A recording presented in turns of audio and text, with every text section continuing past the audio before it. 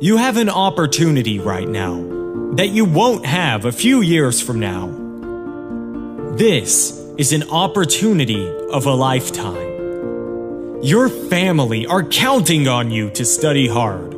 Your friends are counting on you to study hard. And maybe you don't realize it yet, but your future self is counting on you to study hard. And the goal is not to keep studying until you're content. The idea is not to keep studying until you become satisfied with your grades. You should never be satisfied. You should always be striving for better.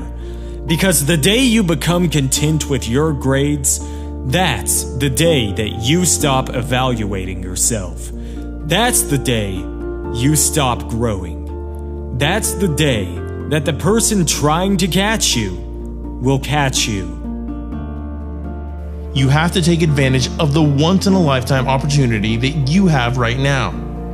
You don't have to be the most talented, or the wisest, or the smartest, or the wealthiest. You don't have to be the most intelligent to get to the top. But you gotta study. You have to outstudy everyone. Your classmates might come from money.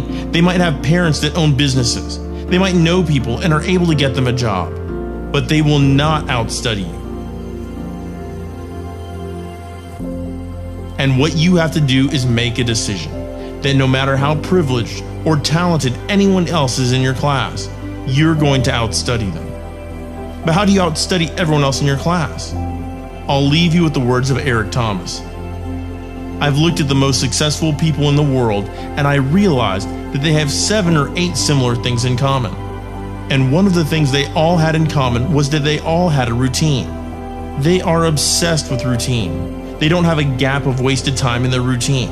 They don't grind until 6 p.m. and then play video games for the rest of the night. They're not scrolling mindlessly through Instagram for hours a day. They don't have time. That's a poverty mindset. Successful people don't waste time. They don't watch TV. They don't do a lot of entertainment. If they're not working, then they're studying or getting better at their craft. So what you have to decide is, do you want to be in the 99% or the 1%? And you'll only join the 1% when you start thinking like the 1%, working like the 1%, walking like the 1%. How you prioritize your studying over the next 365 days will significantly alter the journey you're on and whether you make it into the 1% club. Aristotle said, "You are what you repeatedly do." Therefore, excellence ought to be a habit, not an act. Don't ever forget that. As Coach Jay said, I'm not your coach right now. I'm your conscience. You're in a fight between will and skill. I say will first because that's where you are. You're locked and loaded with skill. You're studying every day. You're putting in your work. You're buying everything. Your books, pens, notepads. You're making the investment. You're living your dream. You're walking like your dream. You're surrounding yourself with your dream. You're studying until late at night and waking up early to do it all over again. You've put your work in. You've got your skill. And now it's the test of your will. It's a mindset thing you're in right now. It's a mindset thing. Because your challenge isn't moving. Your mountain is not moving. You don't feel like you're making any progress. You're not physically moving when you see everything else around you and other people around you moving. You're not making progress. You're in a test of your will right now because life says it has a little more test for you.